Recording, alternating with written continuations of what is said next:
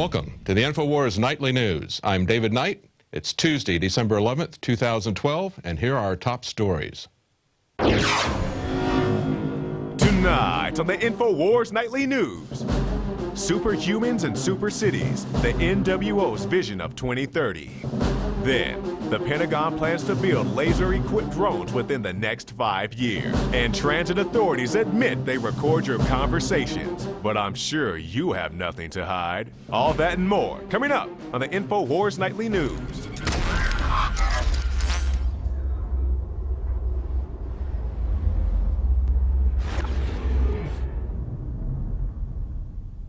Well, if there's any doubt that Big Brother is watching you, take a look at this next story. Public buses across the country are quietly adding microphones to record passenger conversations.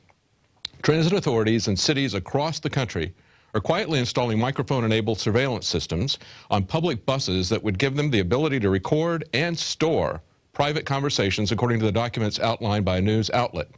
Now, this raises serious questions about eavesdropping without a warrant. Cities that have installed the system or have taken steps to procure them include San Francisco, California, Eugene, Oregon, Traverse City, Michigan, Columbus, Ohio, Baltimore, Maryland, Hartford, Connecticut, and Athens, Georgia. Now, this was stopped temporarily in Boston as civil liberties groups raised concerns about this, and they just decided that they would put up warning signs and continue on with it anyway. Now, if putting monitors on buses and light posts and cameras everywhere doesn't get your attention, if that's not enough to satisfy the insatiable appetite of the government to watch everything that you do, take a look at what they're doing now. They're extending this to getting access to private cameras. In Charlotte, the Charlotte-Mecklenburg police want to now monitor private cameras. In a bid to expand its surveillance network, Charlotte-Mecklenburg police want to connect to private businesses' cameras, which would allow officers to monitor malls, gas stations, and banks across the country. These cameras would also collect more images of people who haven't done anything wrong, and they would store the video on police servers for weeks. The cameras, the automatic license plate readers, and a gunshot detection network known as ShotSpotter give 21st century crime tools to these people. Now, these are the same people that don't want us to film even the outside of their buildings. Take a look at what Alex Jones has to say about that. Why don't you decide to join the Republic? Why don't you decide to join the First Amendment and stand with George Washington and Thomas Jefferson instead of trying to intimidate Americans one by one that we don't have the right to come here?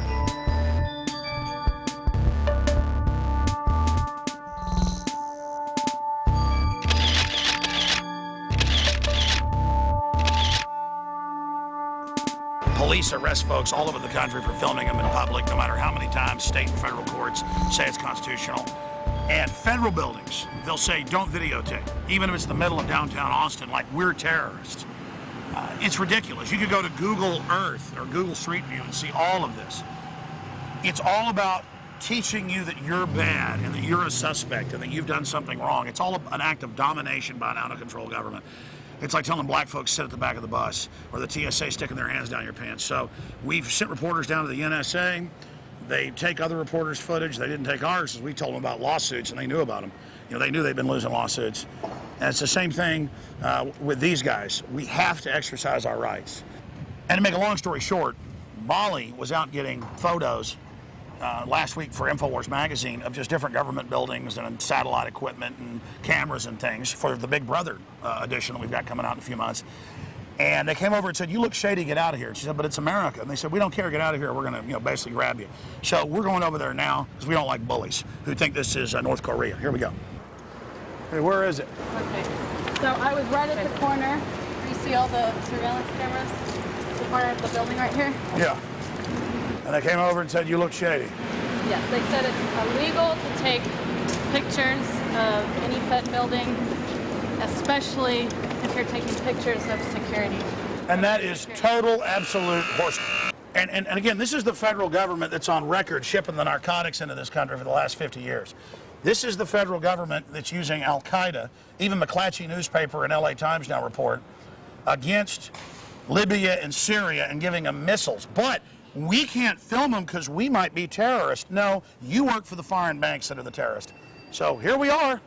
Here we are. I mean, we're not a little lady out here. Of course, they monitor us as well. They know I've said I'm coming down here. Here we are in America.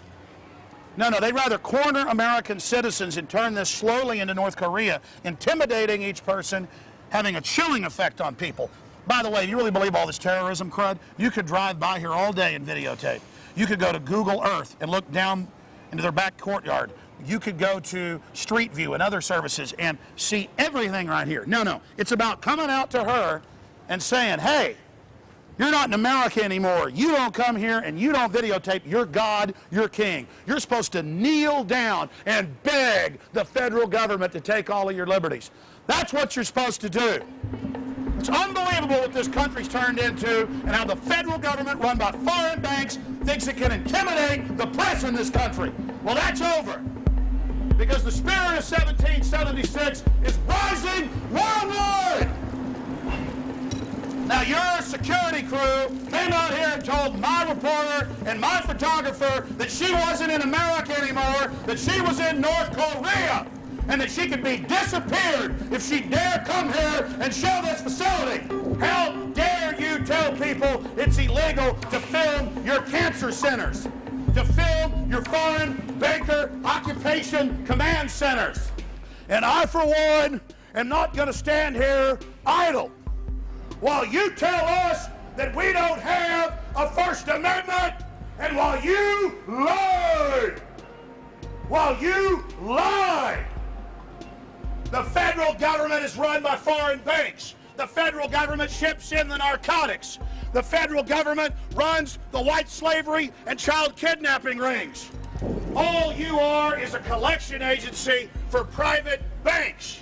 Goldman Sachs, Bank of America, Wells Fargo, J.P. Morgan Chase, crime syndicate.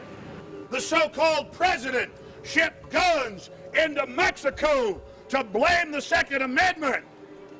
We are sick of it. We know the truth, and we know you're spying on us illegally. And because you know you're committing crimes, the wicked flee when none pursue. And so we are here telling you now, don't you ever try to intimidate women and children and tell them that they don't have a First Amendment. You are attempting to convert our country into an open tyranny. And on behalf of the Declaration of Independence, the Constitution, the Bill of Rights, and all of our veterans that fought and died for supposed freedom, I issue you now on video a cease and desist. We know your controllers staged 9/11. We know you work for narcotics traffickers and money launderers. Do not be on the wrong side of history. The answer to your 1984 tyranny is 1776. You are Al-Qaeda. This building is Al-Qaeda. On record. And there are the federal marshals and FBI, and they're peering down on us. It was a federal marshal sent me the Homeland Security report where you say returning veterans are the #1 terrorist, along with gun owners. So I know you're not all bad, but to your controllers, they are bad, and we're calling them out. I wanted you to come out here today in your drama queen garbage and act all put out and act like we're criminals and act like we're bad and act like we're dirty, so that I could show people how ridiculous it is and show them news articles admitting you run Al-Qaeda, you ran them in 1980, you ran them in 2001, and you run them right now. And your own FBI Deputy Director O'Neill said that before he was killed. So you're not all bad, but we need to see more of you speak out. Hey, how's it going? Hey, how you doing? I'm Alex Jones. Hey, Alex. Hey, she was here last week just getting shots around the city for my magazine, one of my reporters, and you guys told her it's illegal to film your federal building. Really? Yeah. Was it, come on over here, Molly. Was it one of these guys? No, he was not in security uniform. But he came out of that door? Business suit, yes. Oh, it's a business suit? Yes, Okay. but then he went back into the building. Is that one of the federal marshals or one of the FBI guys? If they're in a suit, I mean, it could have been one of the marshals, but it could have been, you know, one Yeah, of the well, we just wanted to tell you, and we can email it to you if you'd like. The Supreme Court's ruled. There's been hundreds of state rulings.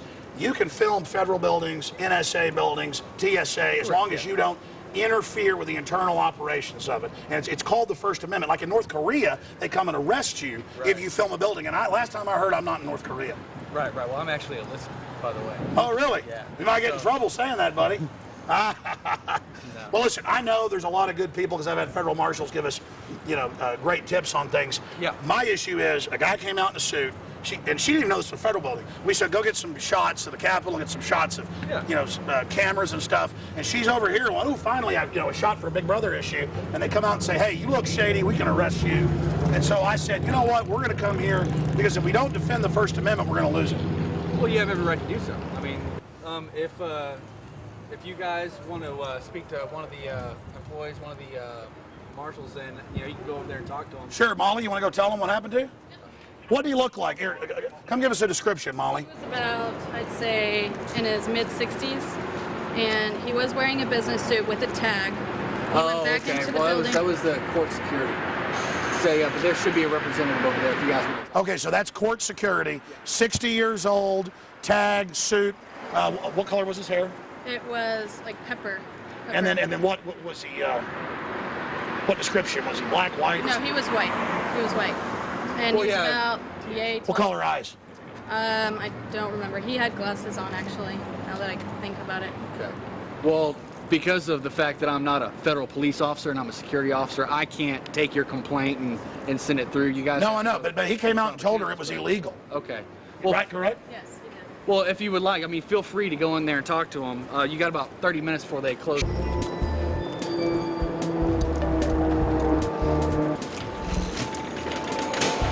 Is that the guy right there? Hey, how you doing? I'm Alex Jones. What's right? No, I was talking to you. This is Molly. I understand we're evil Americans. This is occupation force. I got it. But listen, all I'm saying is she. Okay, so it's not illegal for her as a journalist to take photos of this building across. Okay. Because I had to sit there and explain to her that she's not going to go to jail. What's the moral of the story? What comes out of this report today? The federal government more and more is trying to intimidate people and tell them they can't photograph police in public, they can't videotape federal buildings, just like all the other despotic regimes on the face of this globe. And that we, the people, have to stand up and take our towns, our cities, our nation back, or we will be like communist China or Soviet Russia. We will become Mexico or Nigeria.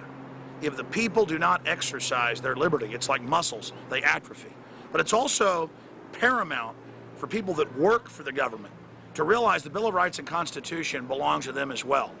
If we lose the Bill of Rights and Constitution, which is beginning to happen, you notice they're now raiding private and public pension funds. You notice the foreign mega banks are now bragging that they've conquered us. When you get rid of due process and checks and balances, it's bad for everybody, but a very tiny criminal elite. So the people in government need to understand that it's their liberties and freedoms as well that are at stake and to protect their oath from enemies foreign and domestic. But it's also important for we the people to stand up and exercise these rights or we'll lose it. I came down to the federal building because they tried to intimidate our reporter and we had to reclaim those rights. It's important for you to fight for every inch of freedom you can get or just give in and be overrun and live in a despotic tyranny. The choice is up to you, liberty or slavery. And never forget what George Washington said. Government is like fire, a dangerous servant and a fearful master. And if you don't control it, it will take control of you in your life. If you act like a nation of sheep, you will be ruled by wolves. So it's up to all of us to stand up against this 1984 takeover and to restore the idea of human liberty and freedom. 1776, not just here in the United States, but worldwide. So remember, if you're watching this transmission, you are the resistance. Well, the next domain of warfare is the human brain. That's right, they've added yet another area of warfare. Not content with the land, the sea, and the air, they added space, cyberspace, and now the brain, inner space, I guess you could call it. In this article, it says it's been fashionable in military circles to talk about cyberspace as a fifth domain for warfare.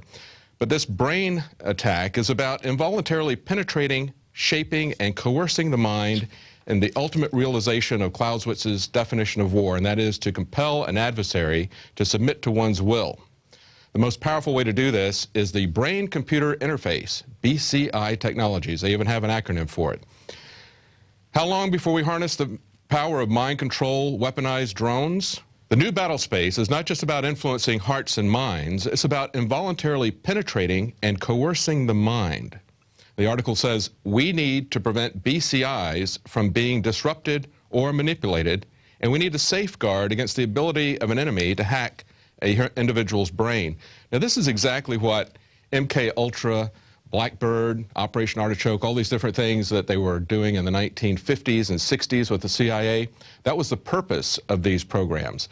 At that time, they wanted to make sure that people could not retrieve information from their agents, but they also wanted to be able to control the enemy's minds or to control the minds of patsies who would do their will. And this is exactly what we were talking about last week when we talked about after the murder of Frank Olson. Now 60 years after that, his family has filed a lawsuit against the government to try to get more information about that.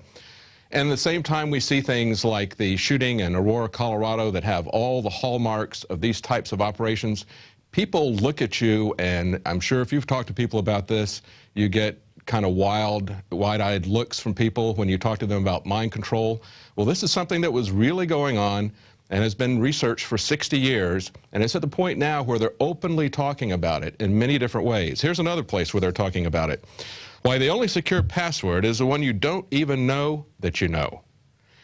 In Stanford, they have developed a computer program that can implant passwords in a person's subconscious mind and retrieve them subconsciously as well. The technique can make it impossible for, say, a high-security government agent to reveal his password. The agent wouldn't actually even know the secret code. Now, these kinds of attacks, what they're worried about, they have all kinds of cyber security and cyber analysis to prevent hacking of systems. But the one thing that they are worried about is what they call the rubber hose cryptoanalysis, which is basically a fancy way of just saying they're going to beat it out of you. Now, to keep that from happening, they want to make sure that people don't actually know that they know these codes. And what they've demonstrated is that they can implant subliminally passwords into people and then retrieve those passwords by having them play a game. As you see there on the screen, it's a sequence of typing characters, and it's not just the characters that they type, but the timing and the spacing of when they type those characters. So basically, they plant that into your subconscious so that you're able to repeat actions and do things. Yeah, kind of like the Aurora, Colorado shooter. Now, this is also something that's gone back to, again, it's the same thing that we saw with Operation Blackbird, Operation Artichoke, that sort of thing.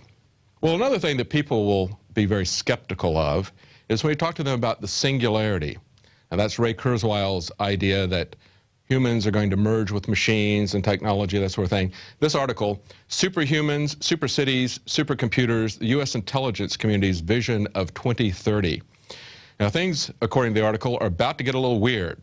According to the National Intelligence Council, which is a U.S.-based coalition of spy agencies, they've released predictions for what's in store for the Earth in 2030.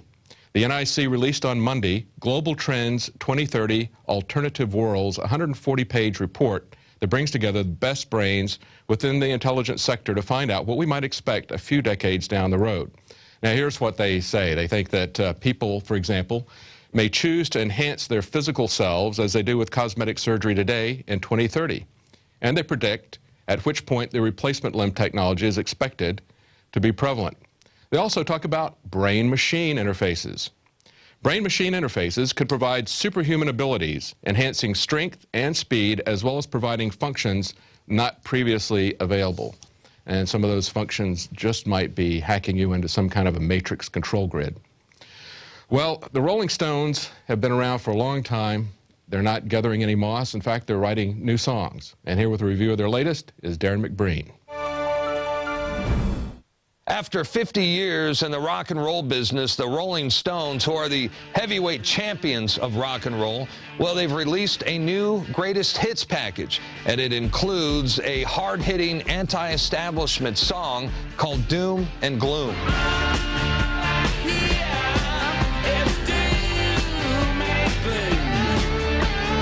Just in time for the apocalypse, Doom and Gloom proves that these guys can still deliver by sticking to their roots. I mean, it looks and sounds like vintage Stones. And when it comes to pseudo-political awareness, well, they haven't lost their edge.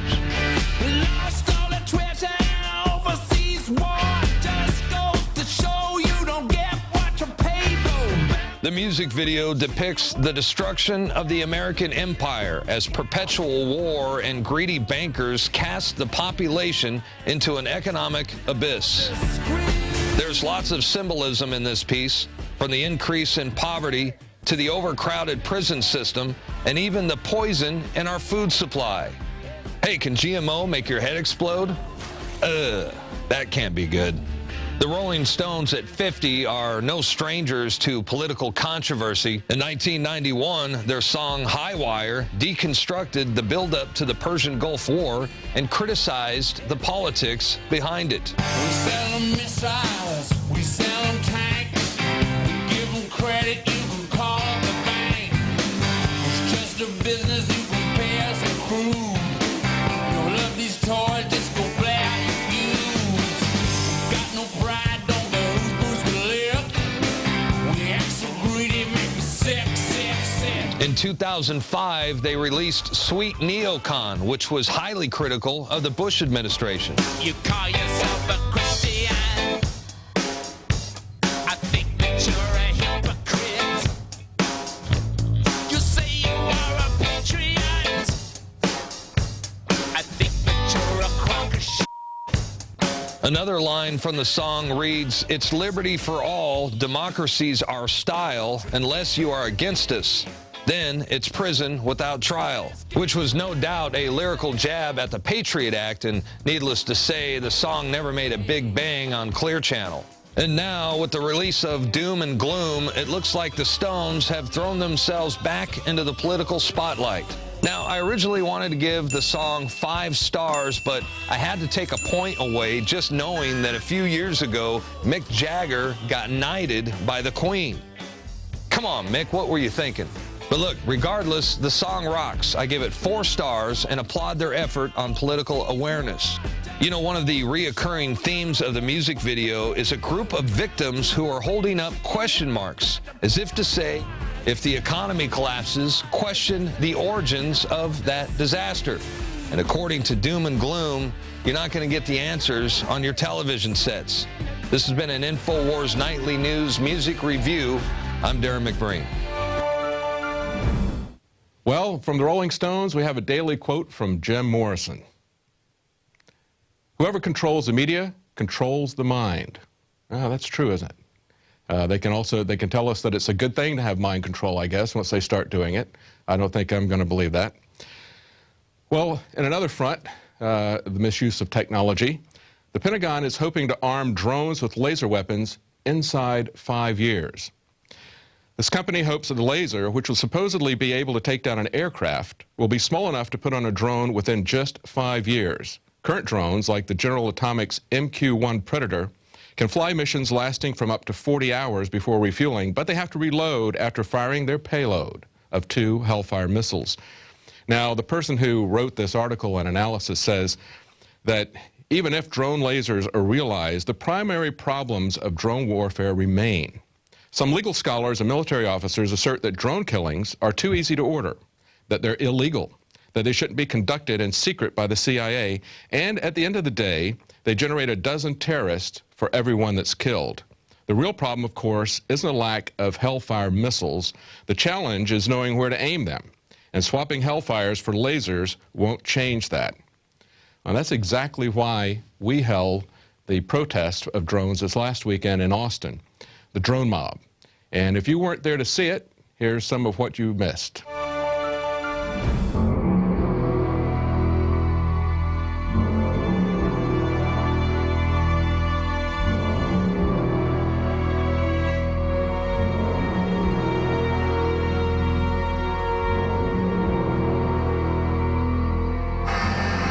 What's your take on the growing surveillance state? Well, I think it's going to easily get out of control if we don't get a handle on it quickly. I just personally feel like our privacy is being really invaded, especially with like Google Maps when they come around to your house and they're taking pictures. I mean, I don't like that people have an aerial view of my home. I think it's horrible. I think we have to do everything we can to stop it. I think we've got to fight it at every turn. I think we've got to sue them. We've got to file lawsuits against these people. We've got to file criminal charges against them. We've got to bring them in front of grand juries. We've got to do everything we can to stop it, or it's just going to keep getting worse and worse. I just don't like it, and it's more and more signs of tyranny. And what are your thoughts on Alex's show, Alex Jones and Infowars? What are your thoughts? I listen to Alex Jones Monday through Friday every day.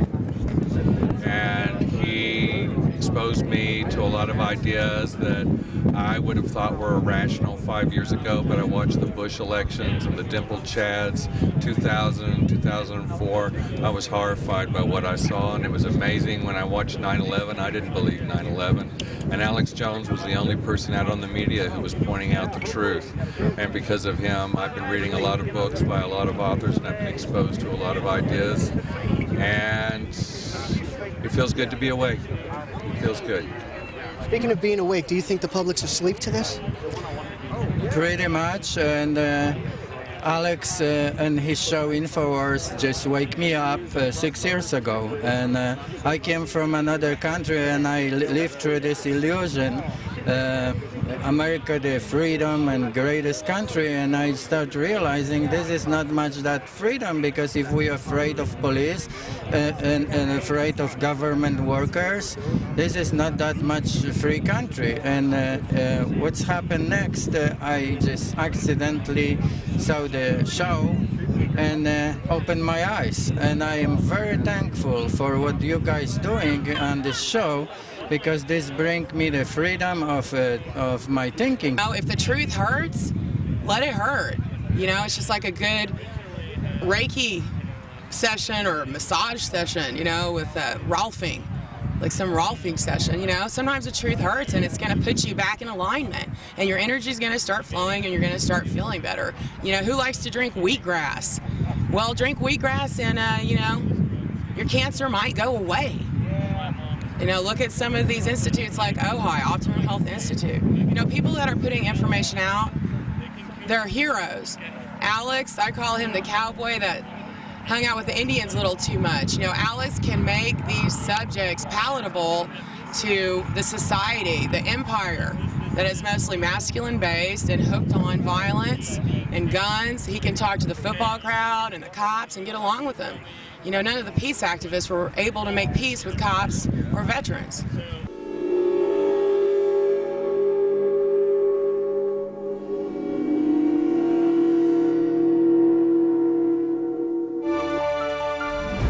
Well, Wired magazine is cheering the police state and torture.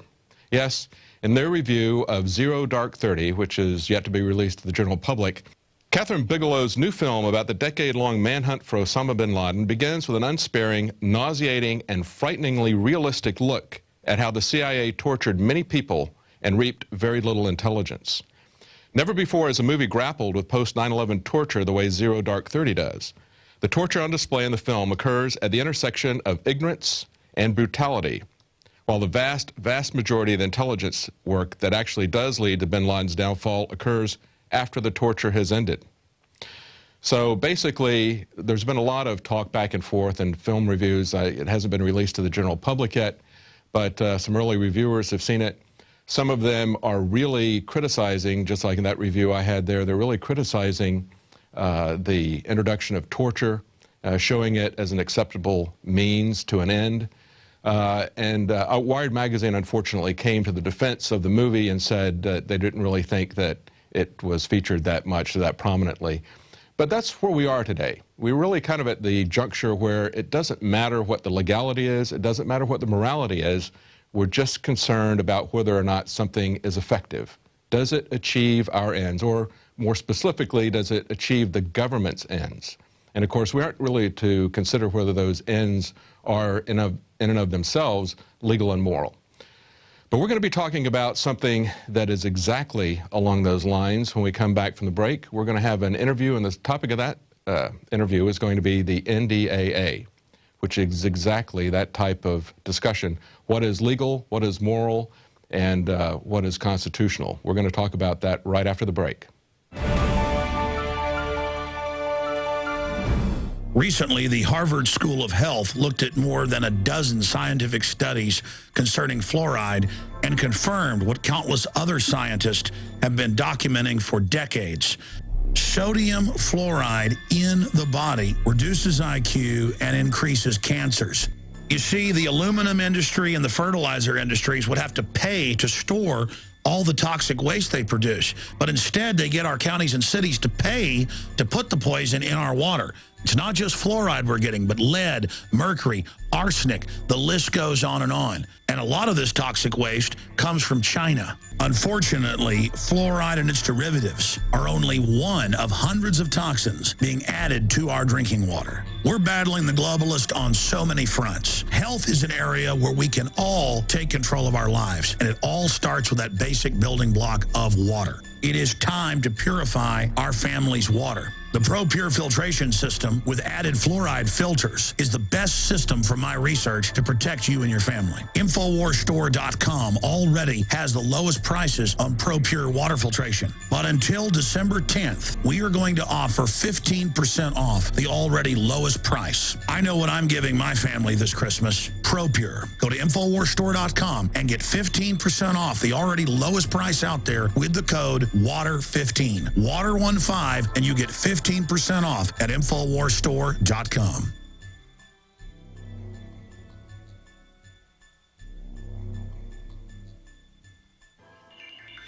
Alex Jones here with a message that could revolutionize health in this country. Going back about a year and a half ago, I began to learn about the incredible health effects of longevity products. Aaron Dykes lost 92 pounds. We're going to show you some before and afters. Aaron, break down what happened, your story. I've worked really hard with diet and exercise to try to lose weight, but I just didn't get the results. It just didn't happen. Then I saw what you were doing with InfoWarsTeam.com. I wasn't even trying to lose weight, but I got it because I wanted to feel better energy. I wanted that nutrition. Didn't even understand how that could kickstart my own weight loss goals, but the products did that for me. I found myself suddenly losing weight, more energetic, wanting to exercise, wanting to eat the right foods. And they don't even advertise it as weight loss. I want to challenge our radio listeners to go to InfoWarsTeam.com. Sign up as a distributor and get wholesale pricing discounts at InfoWarsTeam.com.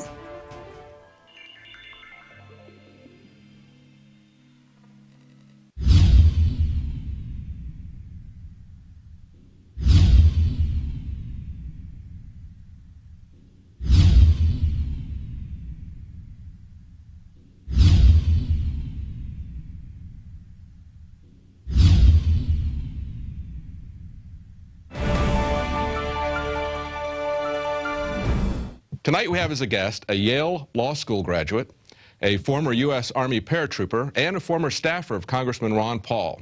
But most importantly, we've got someone who respects the Constitution and the oath that he took to it. We've got Stewart Rhodes. Stewart, how you doing? I'm doing fine, thank you.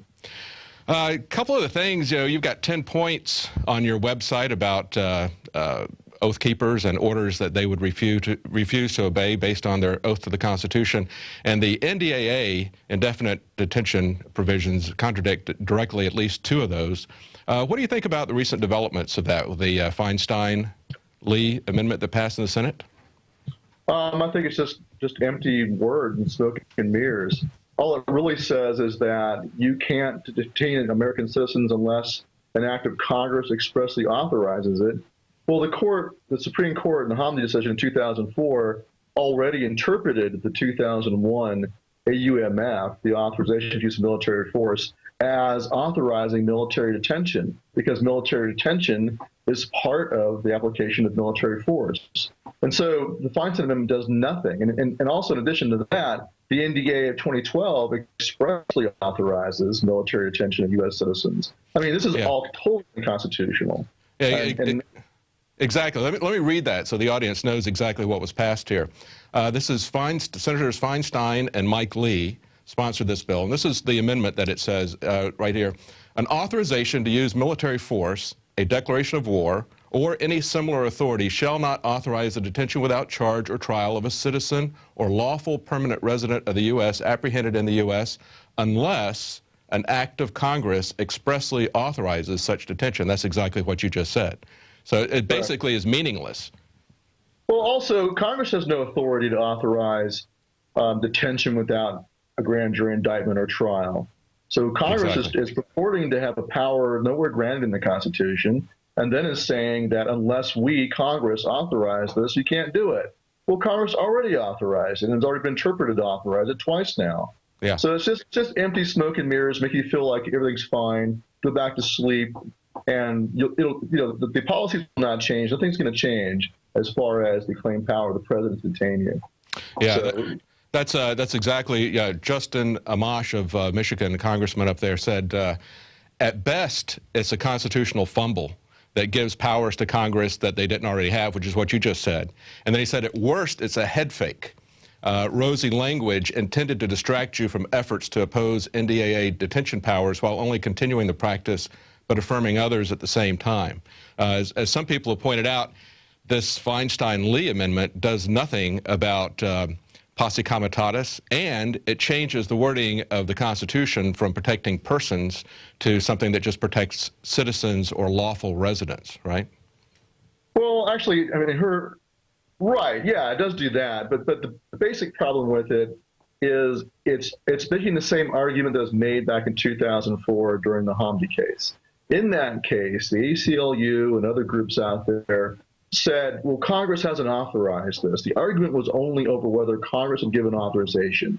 The argument should have been about what the Constitution mandates. And the Constitution mandates very clearly in the Treason Clause of Article 3, Section 3, that any American accused of making war against his own country, whether a citizen or a lawful resident who owes allegiance to this country, any American accused of that must get a jury trial for the crime of treason. And that's the bedrock threshold we should be standing on, not arguing about whether or not Congress says it's okay. And that's all they argued about in 2004. And the Supreme Court in the Hamdi case said, well, we find that Congress did say it's okay.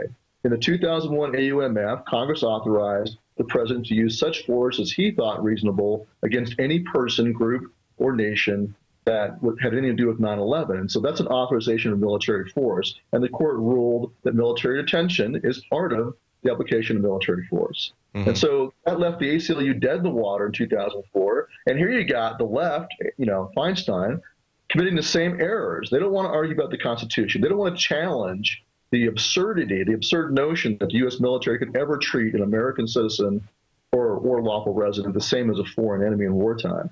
And so they refused to challenge Supreme Court precedent from 1942, the Ex parte Quirin case, which all this is built on. That's where the original sin was. That's where the original mistake, or willful disregard of the Constitution occurred. But no one wants to challenge it. They just want to talk about whether or not Congress gave authorization.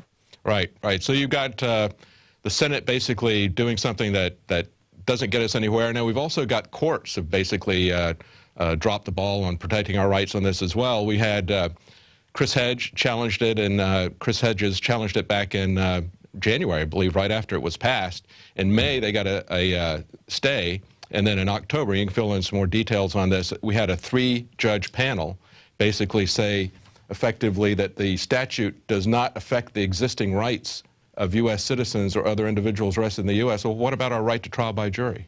Well, that's the problem, is that they'll say, this is why you have to watch out for language that says something like, nothing here shall affect the rights of U.S. citizens in an Article 3 court. Well, the only rights they recognize currently in the Supreme Court is a habeas petition to challenge your designation. Well, that's not the same as a grand jury indictment. It's not the same as a jury trial. Mm-hmm. It's just saying you get a chance to argue to a judge you're not an enemy combatant, and then the judge will say, well, the government says you are, and here's their evidence, and I'll make a decision about whether you are an enemy combatant or not. So you bypass jury trial. It's this truncated, minimalist due process of just a habeas review of whether your military detention is properly authorized or properly being done. So, you're already way outside the Constitution into this new twilight zone where the Supreme Court, as it goes, will make up a new system. And that's where we are right now. So unless someone is standing on your absolute right to a jury trial, for the crime of treason, they're missing the boat. So what they're offering us, instead of a trial by jury and a grand jury, instead of an indictment process, what we call the due process, an indictment and then a trial by jury, what they're offering us is something that goes back to, I guess, the Star Chamber, except maybe less, because at least in the Star Chamber you had multiple judges. Now I guess you just get one judge to determine whether you have habeas corpus, or? Well, you get a military judge. First, the military judge under Section 1023, I think it was, of the 2012 NDAA. It's a military judge who will determine your status if you challenge it. The Supreme Court has made noise about you having a right of habeas corpus to an Article III judge, but at the very most, it'll be a military judge will determine that your detention is authorized in the military system, and then you may get a petition to a civilian court, to an Article III judge, challenging it. But the Article III judge is going to look at that and go, okay, I'm going to decide whether or not you got minimal due process and whether your detention, whether the determination by the military judge is proper. And you can expect the civilian judges to give great deference to the determination by the military judge. And even if they didn't, even if this judge is a wonderful guy, even if it's Judge Napolitano, it's not the constitutional remedy. You're supposed to get a jury of your peers. And that is what the founders fought for. And this is one of the constituting of arms. The American Revolution was denial of jury trial. And there's a reason it's there. They learned the hard lessons of history. That's why they fought over that. And here we are again with the government once again trying to strip us of our right to jury trial. Yeah, exactly. It's something, you know, our rights basically are being taken away by panels of judges, and we're supposed to believe that those same panels of judges are going to give us a fair hearing when we go before them instead of a trial by jury of our peers.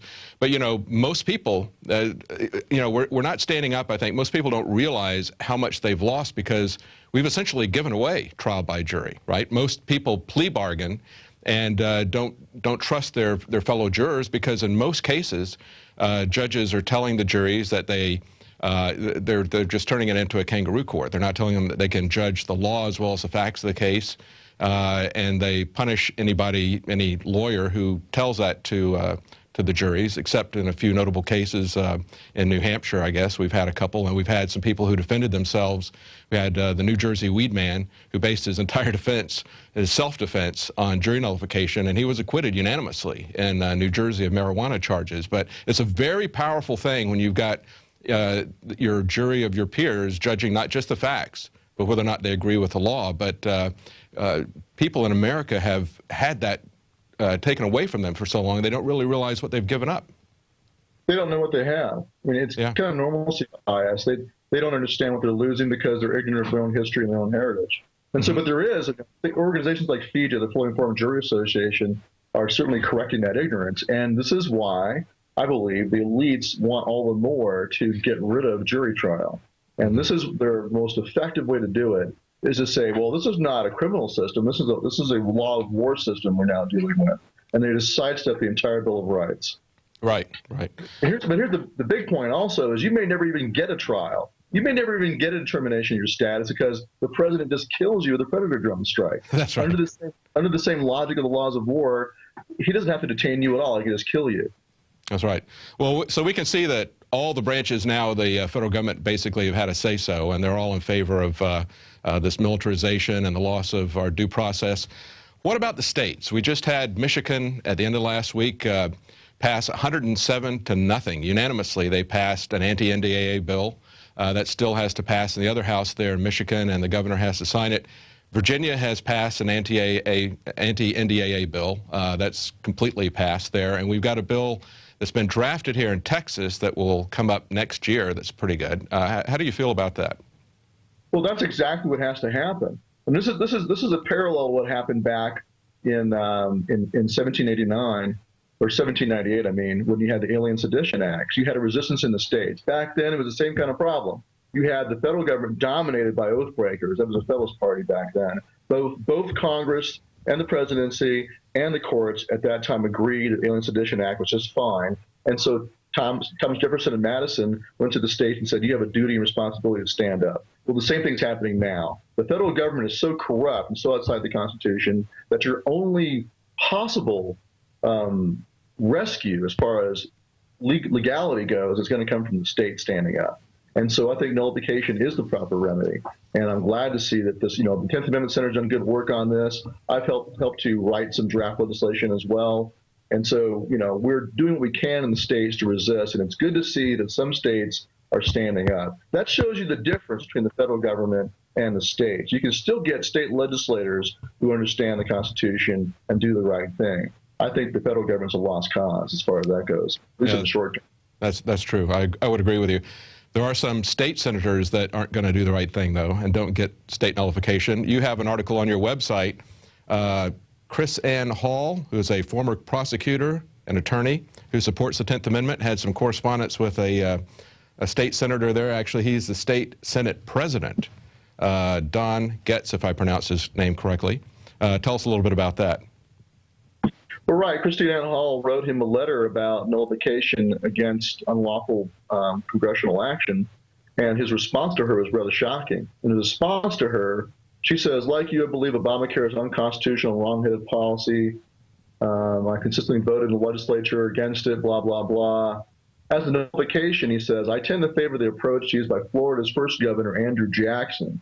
It is said that one evening while he was president, General Jackson was interrupted in his reading in his bedroom by an alarmed military aide who breathlessly reported, Mr. President, the nullifiers are in front of the executive mansion with torches and guns. They are screaming that each state has the right to decide for itself which federal laws to follow. They threaten to burn us down if you will not agree with them.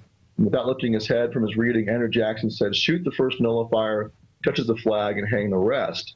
This is what this state senator is quoting. He says, I have sworn an oath on my father's Bible before Almighty God to preserve, protect, and defend the Constitution and government of the United States, and that's exactly what I intend to do. Can't be with Andrew Jackson, Senator Don Getz.